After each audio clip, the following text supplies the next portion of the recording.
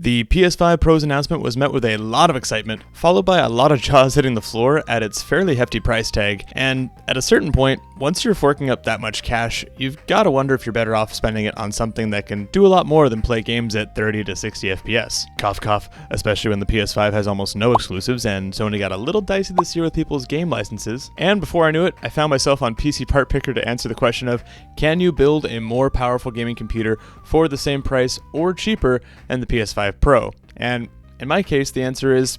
it depends. So when I say it depends, I'm referring to the fact that some people just want to build a dedicated Steam machine with just enough specs to play their whole library at 1440p, and that's super doable now more than ever, especially with how good Proton has gotten thanks to the rise in Linux gaming through the Steam Deck. But what if you're a power user slash video editor by day and 4K TV PC gamer by night like me? Well, in that case, that's where it gets very easy to just go a little higher end with a number of components to make the machine a little more versatile for various work tasks and to push some games at higher resolutions. However, once you start upgrading a component here and a component there, it does add up pretty quickly, and that's the route I ended up going on, and I'll explain why later in the video. But because of that, I'll be outlining two different builds: the PS5 Pro competitor PC I ended up building, and the leaner budget version of the build that, for the purpose of gaming, will definitely be able to hold its own against the PS5 Pro. And for that leaner budget build, I decided to go Team Red to get the most performance bang for the buck, and leading the charge will be the Ryzen 5 5600 CPU, which does have 2 cores less than the Zen 2 CPU in the PS5 Pro, but in an actual gaming desktop, it'll have so much more cooling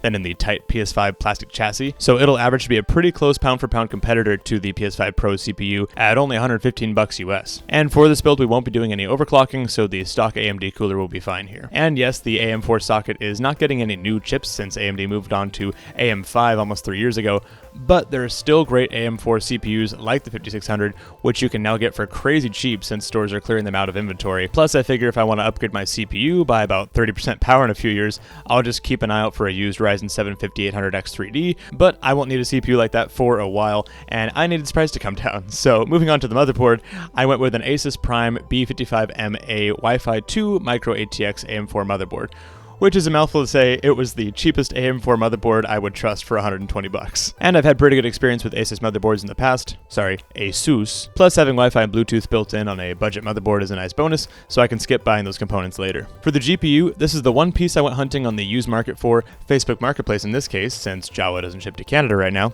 Come on, guys. And I landed on a used Radeon RX 6700 XT, mostly because they seem to be fairly available on the used market right now, while still only being a few FPS behind the RTX 4060 Ti, RTX 3070, RX 6800, and RX 7700 XT, at least according to the Tom's Hardware GPU hierarchy, so take that as you will. Plus, it sports 12 gigs of VRAM, and having any amount of VRAM higher than 8 gigs is not too common with budget graphic cards right now, so I was pretty pleased when I signed this card for only $246. I'll save you my rambling and put the rest of the specs on screen now, which will help us answer the big question of, how does the lean build stack up against the PS5 Pro's $700 price tag? Well, drumroll please,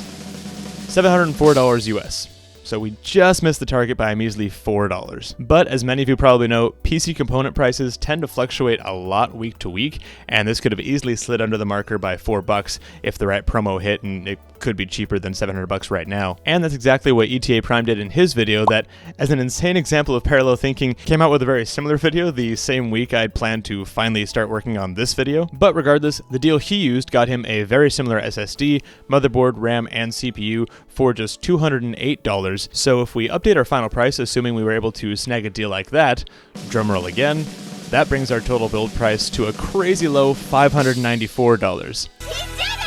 And that final price is even crazier if you consider that the average American spends over $1,000 on coffee per year.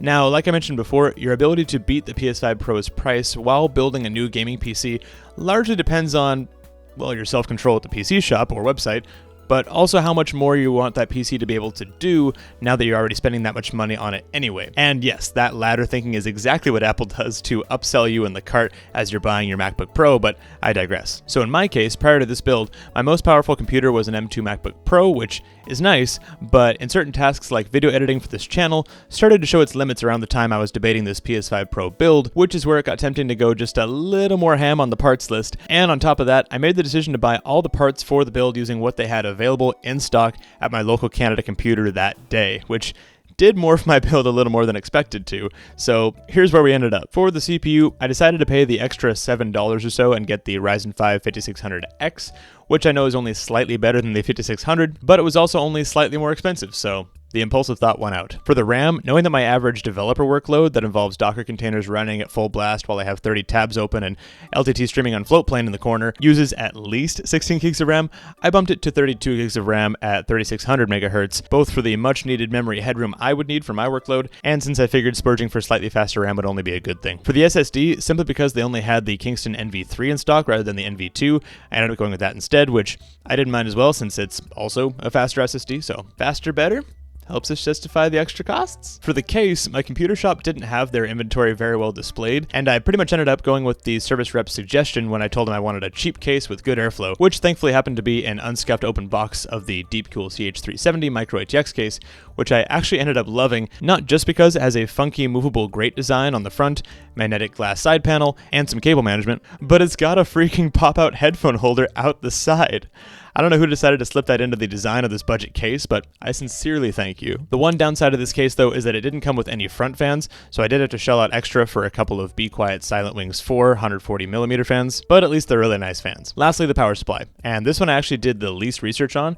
and pretty much grabbed the most recognizable brand that was on sale, could do 850 watts, so I had some upgrade headroom and had full modularity, which brought me to the Gigabyte UD850GM, which thankfully my after the fact research revealed it was a pretty good power supply. So yeah, really the only planned parts I stuck to were the motherboard, the used graphics card I had already bought, and a slightly upgraded CPU. But after that shopping spree was said and done, the cost of my version of the PS5 Pro build comes to $837.10, which unfortunately doesn't quite hit the target. Unless you decide to buy the separate disk drive attachment for your PS5 Pro and maybe an extra controller, then I still win. But at the end of the day, the lean budget PS5 Pro beater we'd spec'd earlier and the build that I ended up with are going to perform very similarly when it comes to gaming, since they're rocking the same GPU and nearly the same CPU and RAM speeds, and gaming is what we came to do, so let's try some games. Obviously, Sony has brought almost all of their exclusive titles over to Steam, which is wonderful, but unfortunately, I haven't been very good about keeping an eye on when they go on sale, so instead I'll be benchmarking a variety of other games to demonstrate what the system can do, but let me know in the comments what former PlayStation exclusives you recommend I snipe first. First off, let's fire up Forza Horizon 4 at 4K Ultra settings,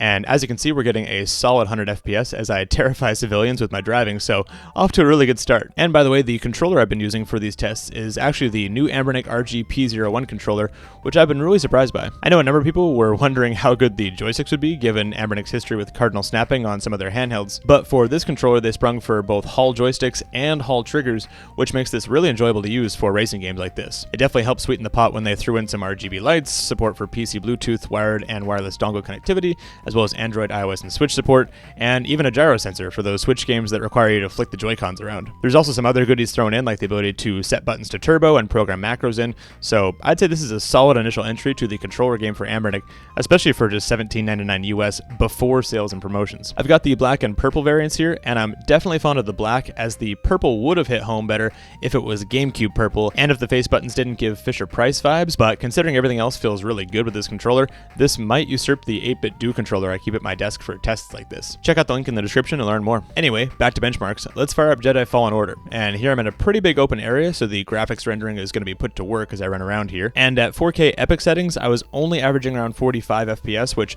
although is playable, isn't ideal. But when I dropped the resolution down toward 1440p at high settings, then I was averaging around 90 FPS. And yes, by gaming computer standards, you might be thinking that sounds a bit low, but remember that our goal was to beat out what the PS5 Pro can do, and since it's designed to be played from the couch with the TV, it doesn't push frame rates past 60 FPS, and in some cases even 30 FPS, so all we need to do is beat 60 FPS at 4K resolution to claim the win. Speaking of that, it's not in the capture, but in my own playtesting of Fallen Order, I landed at 4K with medium settings for a nice balance between detail and a near 60 frame rate. Also, a quick note again about the Anbernic P01 controller. I did notice with this game that I had to push a bit harder than expected on the left joystick to run while the joystick was tilted all the way forward, but maybe holding down R3 to run has always been a problem, so let me know in the comments if that's just me. Keeping on the Star Wars track, let's fire up one of my favorite FPS games, Star Wars Battlefront 2, the new one, not the original, even though the original is S tier for sure. And as we can see here at 4K Epic settings, we're getting a very solid 60 FPS, with only a little dipping as it spawns me back in and reloads a few assets. But the pretty 4K graphics were a nice distraction from the fact that I totally choked when I finally unlocked Luke Skywalker.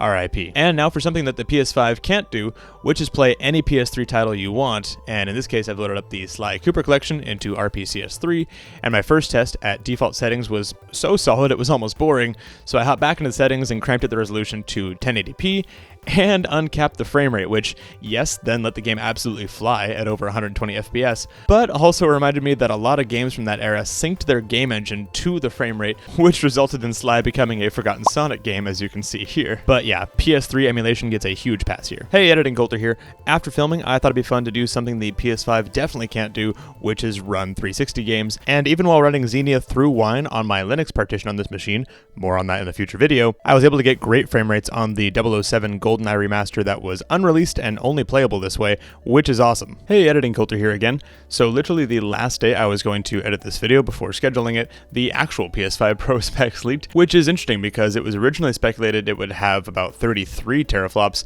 and it actually only has 16.7, which does make a lot more sense as that's more realistic, and that turns out to only be about 3 or 4 teraflops off of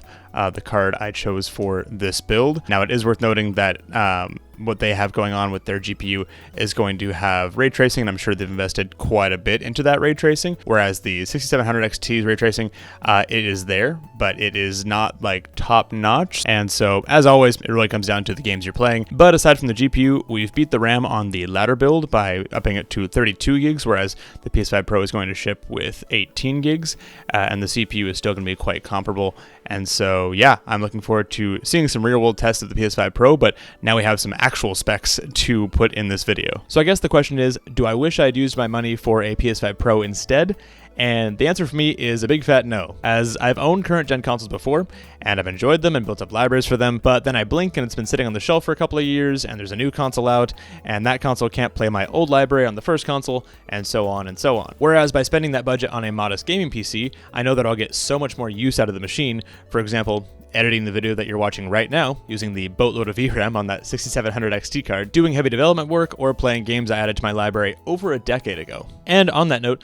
do I wish I'd stuck to the super lean parts list to properly beat the PS5 Pro's $700 USD budget? And again, the answer is no, solely because I'm now getting so much use out of this computer that my M2 MacBook Pro has been crying in the corner for 2 weeks. But like I said, if all I wanted to do was play my game library at 1440p 120 FPS or 4K 60 FPS, then the lean budget system would totally meet my needs. And as is the joy of PC gaming, if I find that a component is showing its age in a few years, or if I want to add a component, like a disk drive, cough cough, what the heck Sony, then I only have to pay for that new part without recommitting to a whole new platform or even ecosystem. But what do you think? Would you rather enjoy the point and shoot experience of a high-end console, or do you like to get your hands dirty with a little thermal compound every once in a while? Let me know in the comments below, subscribe to the channel, and I'll see you guys in the next one.